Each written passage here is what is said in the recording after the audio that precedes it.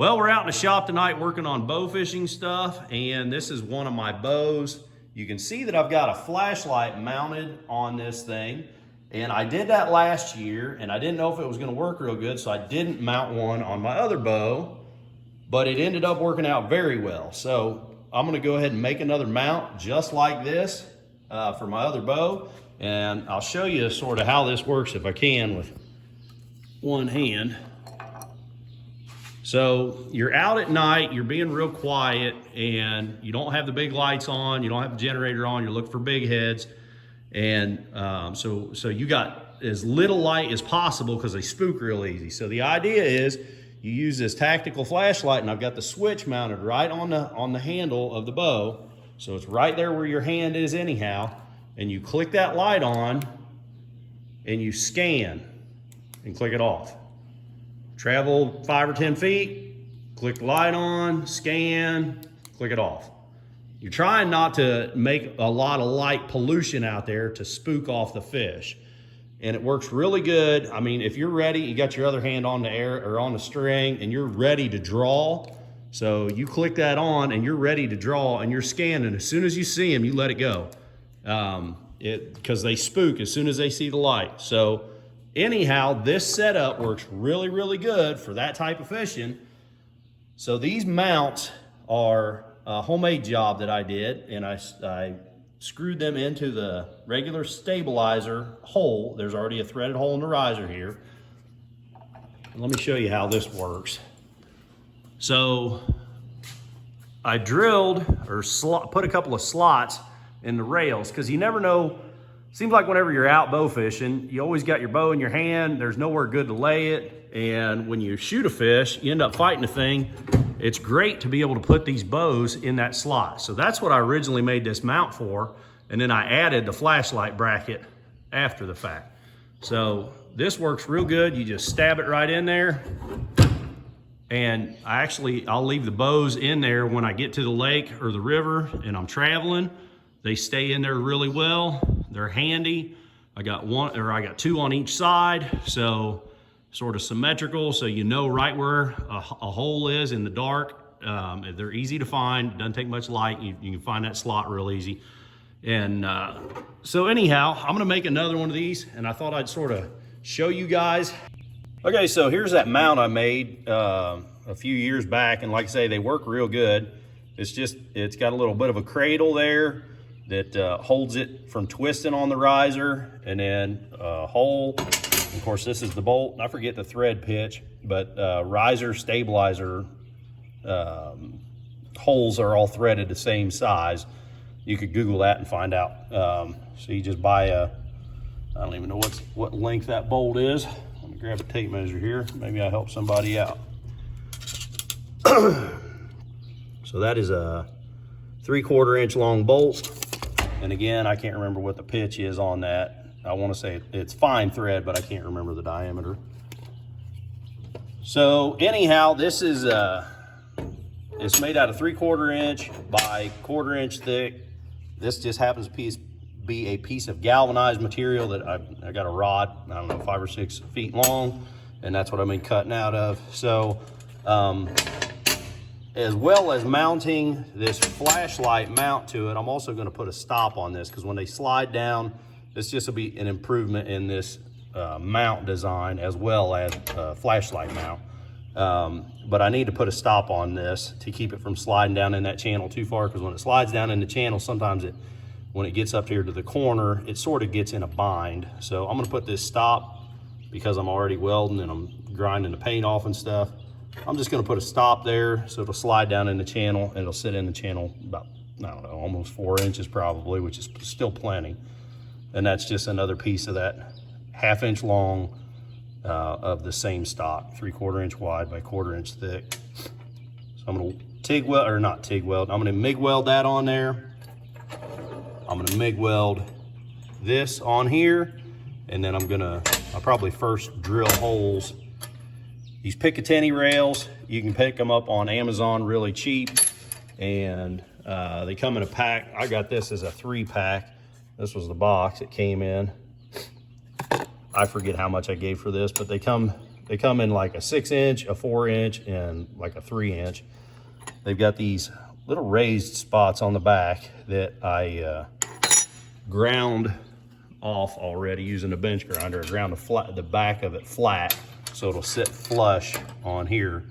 So now I think what I'm gonna do is drill a couple of holes so that I can mount that rail to the thing. It'll just be easier to drill it before I weld it on there.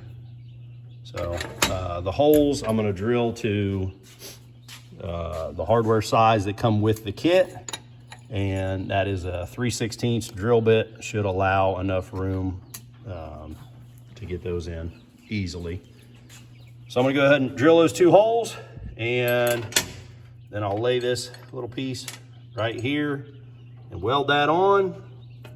And then I'm just gonna lay this on here, sort of eyeball it, make it look nice and straight and flush and everything, and weld it on there also. Again, just MIG weld it. You could MIG weld this, arc weld it, TIG weld it, oxyacetylene, whatever. Just attach it. Hell, you could braze it. You could probably pop rivet it if you had to. If you guys are looking for an inexpensive welder, I bought this Everlast inverter welder, maybe 6 or 8 years ago, and I'm real happy with it. It's whatever I give at the time, it wasn't real expensive, but this thing is it's got the 220 plug or 240, and then it's got a pigtail adapter to plug into 120. Like if you're out somewhere, I have run this thing off an extension cord on the 120, and you can tell a difference in the welding capability. You got to turn the heat way up when you do something like that, but when I plug this sucker right into 240 in the wall, man, I'll tell you what, there ain't nothing that you can MIG weld with anything else that you couldn't MIG weld with this. So maybe check that out if you're looking for a sort of inexpensive MIG welder. So that was a quick little welding job. You can see how much it splattered, or spattered rather.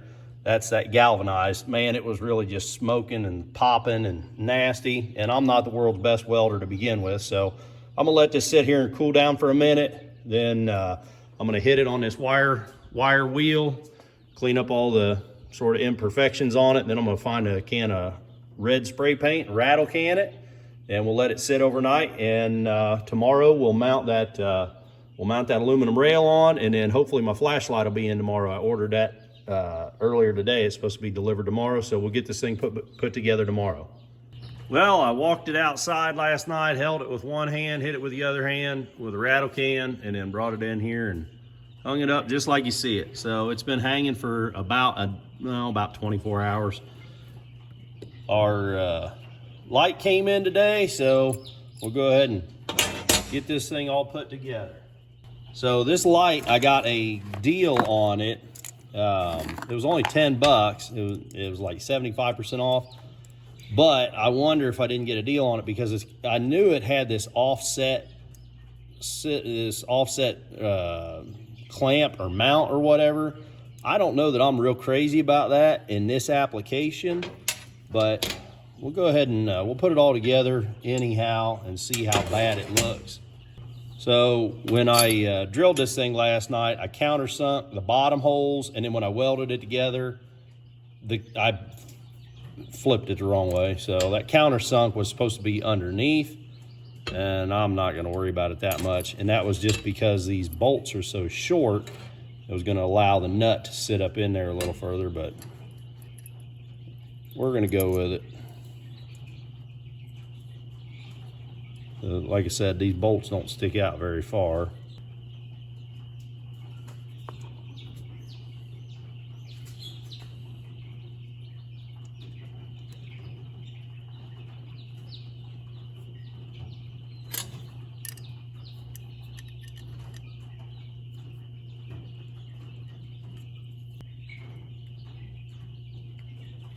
Oh yeah, probably plenty.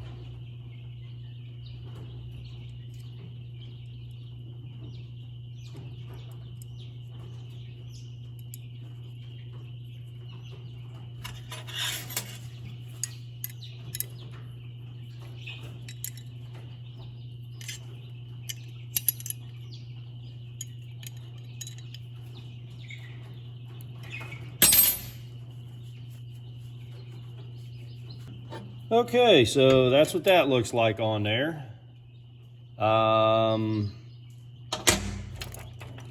Let's go ahead and we'll put this on the bow, and then we'll see what that light looks like with this offset mount before we fix it to it.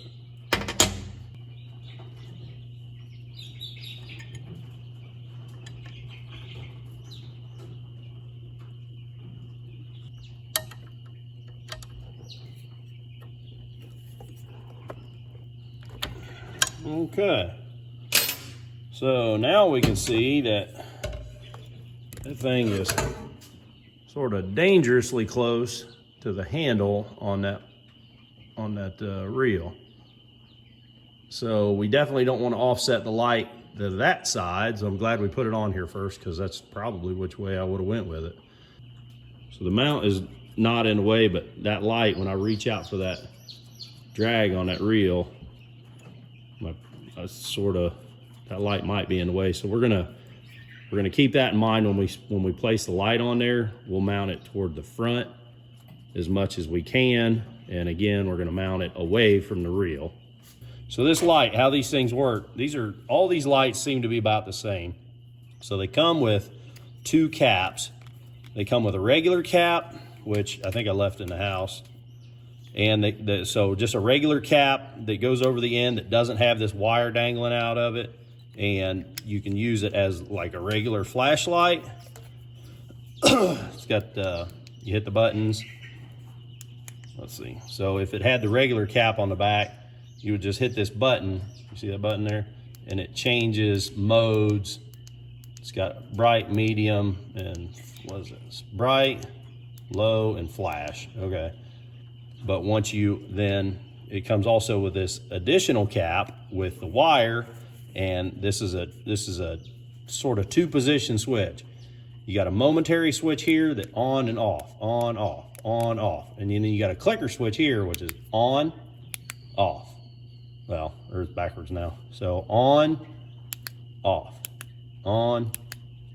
or this momentary where you hold it and it stays on. Okay, make sure we got it offset the right way.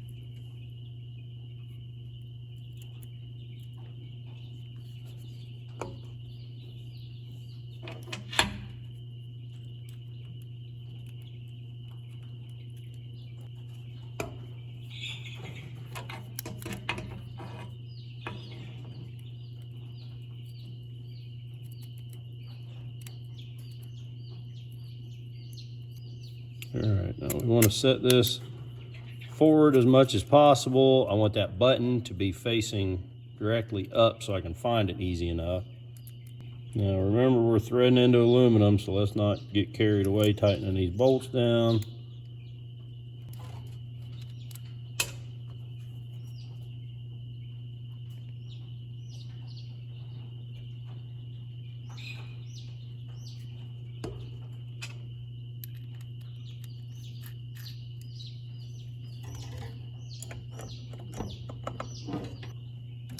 Probably shouldn't use pliers to do this, but I'm gonna.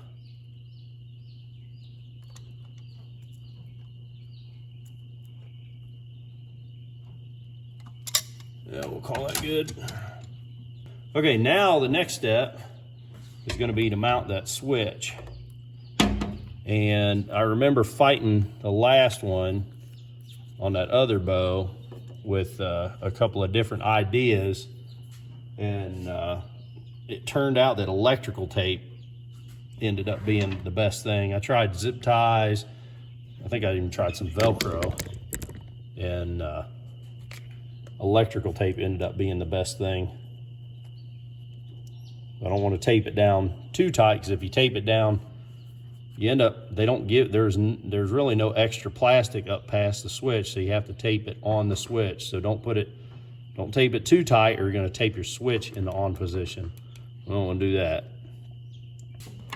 I want this tape to stick, so I got some acetone on this paper towel, and I'm just gonna wipe.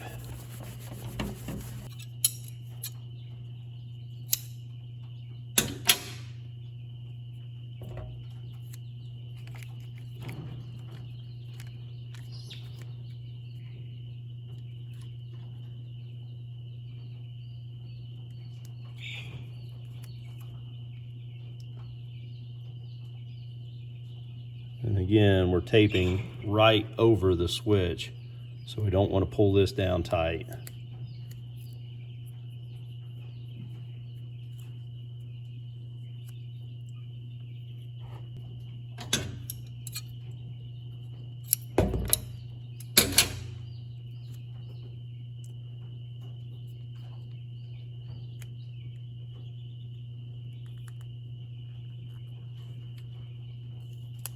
Now down here, I can pull this a little tighter because I'm not on the button. Let's do something to sort of keep that wire out of the way. I'll get a zip tie and put it around there. That'll clean that up a little bit.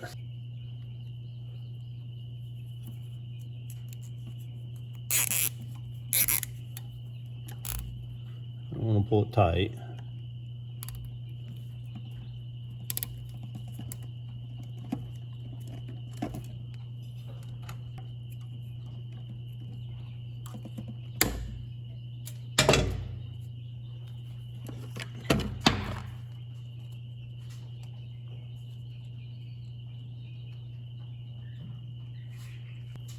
Let's put another zip tie on it. That wire is sort of in the way of my hand. Let's put another zip tie on this wire to hold it down.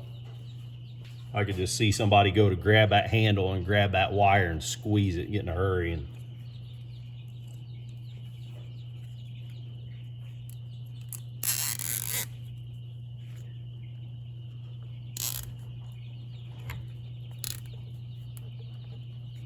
I don't want to pull it. I don't want to pull it out of the flashlight or anything, so leave a little slack.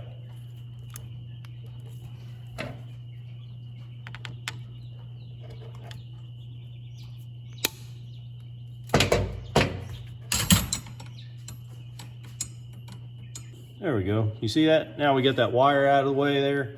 So now if, say, the bow is in the holder and you go to grab it real quick, it's not like you're gonna snag that wire. So yeah, I like that pretty good. I can see already that light is gonna be up a little bit. I'm gonna go ahead and, yeah, it's up way too high. I'm sort of estimating where I'd be shooting, you know, 6 or 8 feet out in front of me, and that light is probably shining a foot over where I want it to. There we go.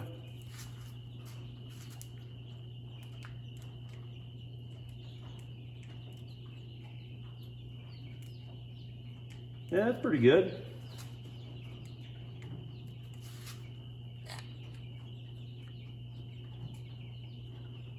I can see I'll end up playing with that on the water.